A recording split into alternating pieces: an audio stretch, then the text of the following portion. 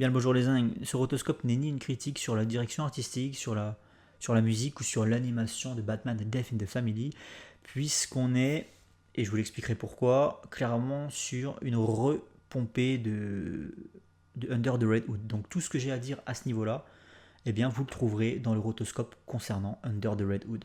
Bon visionnage et merci à vous.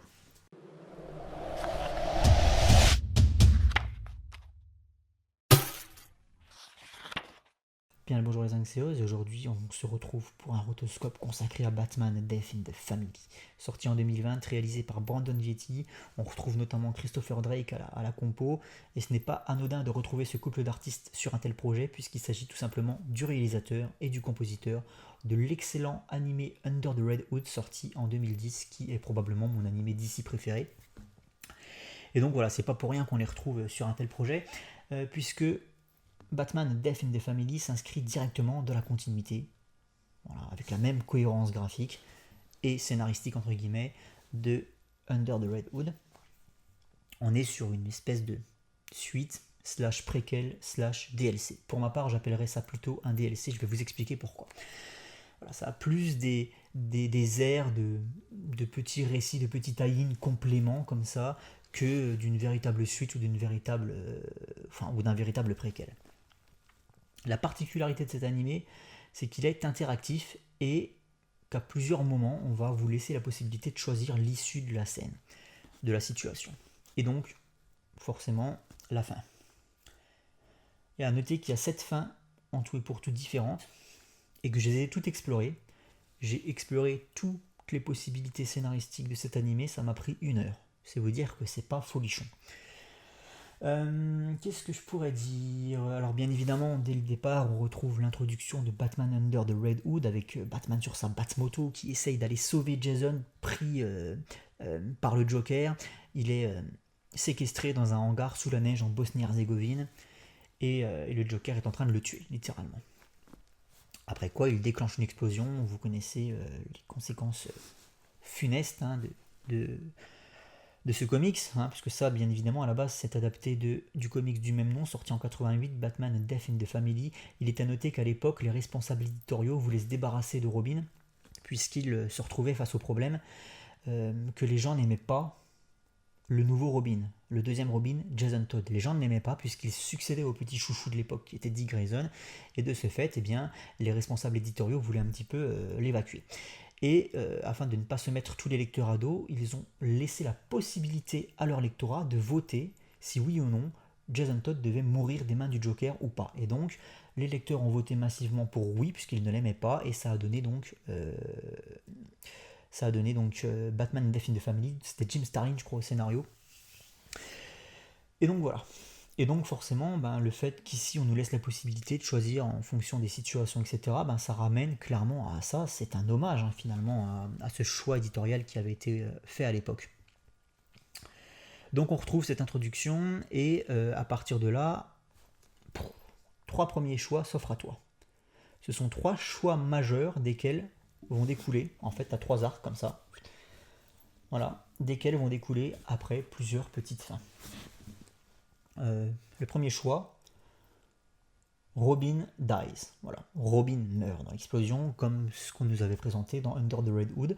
Ça va t'emmener donc sur un petit court-métrage de 20 minutes qui va n'être au final qu'un résumé de ce que tu as vu dans Under the Red Hood. Donc c'est-à-dire que là, en très gros, ce premier choix ne sert absolument à rien si tu connais l'animé Under the Red Hood. Et j'ai même envie de dire que si tu ne le connais pas, ne fais pas ce choix. Ne fais pas ce choix parce que ça va te résumer en 20 minutes un animé qui est d'une qualité incroyable, et c'est vraiment dommage de se faire spoiler de cette manière-là. Voilà. Donc si tu n'as pas vu Under the Red Hood, va le regarder avant de te lancer sur cette expérience. Voilà pour le premier choix. Donc jusque-là, rien de bien transcendant. Il n'y a pas vraiment de travail d'opéré, puisqu'on réutilise des plans, des scénettes, des situations de Red Hood en fait. Donc pour l'instant, il n'y a pas de travail. Deuxième choix, Robin est blessé dans l'explosion. Ça t'emmène sur un court-métrage beaucoup plus concis, celui-ci, une petite dizaine de minutes de mémoire, avec, voilà, bon, ça je vais pas vous spoiler ce qu'il arrive pour le coup, mais tu sens très bien que c'est pas très ambitieux tout ça. Tu sens que le projet de base était très ambitieux, mais que eux ne se sont pas donné les moyens d'aller au bout des choses. Et c'est un peu le problème que j'ai avec Batman Death in the Family, c'est qu'il y a plusieurs trucs qui sont très vite désamorcés, et tu te rends compte qu'en fait il n'y aura pas de suite, et que ça se stoppe net. Des affrontements qui sont préparés, mais des affrontements épiques qui sont préparés mais qui n'auront pas lieu. Voilà, coupé net, coupé court. Euh, des, des conséquences qui sont exactement les mêmes en fonction du choix juste avant. En fait, tu as deux choix et au final, tu te rends compte que les conséquences, au final, s'avèrent être les mêmes. Enfin voilà, tu sens que l'idée était là, mais qu'ils ne sont pas là au bout des choses, quoi. Et puis, le choix le plus intéressant, le plus aventureux pour le coup, c'est le troisième choix. Batman meurt à la place de Robin. Voilà. C'est pas du spoil, hein, parce que on est vraiment sur le tout départ de l'aventure, donc c'est pas du spoil. Batman meurt à la place de Robin, et donc là forcément ça va t'emmener un petit peu plus de conséquences pour le coup. Tu vas avoir le choix entre Jason Todd doit-il se venger à la manière du Red Hood, c'est-à-dire de manière impitoyable et glaciale, en tuant sa cible, le Joker pour le coup. Doit-il venger la mort de Batman par la mort du Joker, ou alors doit-il aller sur le chemin de la rédemption, pardonner au Joker en ne faisant que l'arrêter, voilà, que le remettre au GCPD, sans verser dans la violence vengeresse. Bref, je ne vais pas vous spoiler ce qui se passe, mais vous allez très vite vous rendre compte que tout ça c'est un petit peu un pétard mouillé, parce qu'au final il n'y a pas de grandes conséquences, ça amène nulle part en réalité, ça amène...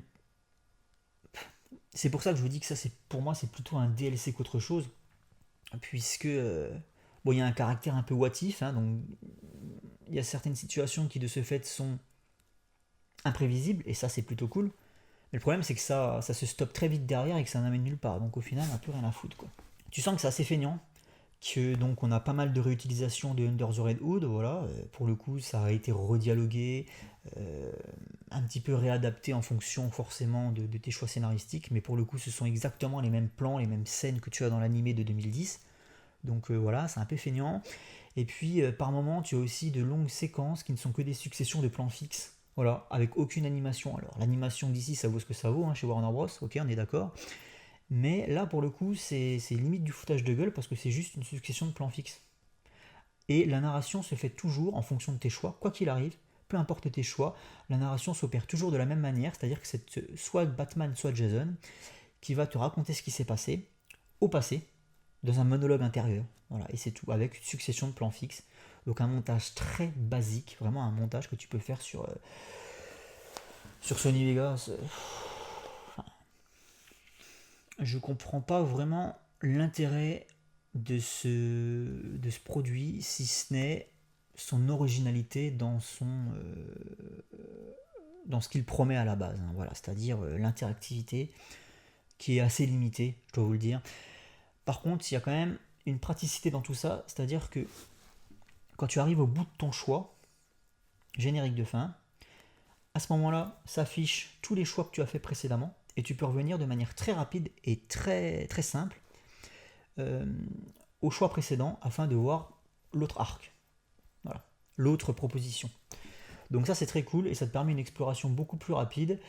Force est de constater que tout ça, ça va très très vite. En une heure, j'ai fait le tour de tout ce qui se proposait à moi. Bien évidemment, j'ai rushé le résumé du Under the Red Hood parce que je connais l'animé par cœur. Donc j'avais pas besoin de me retaper 20 minutes pour me dire ce que j'avais déjà vu dans l'animé de 2010.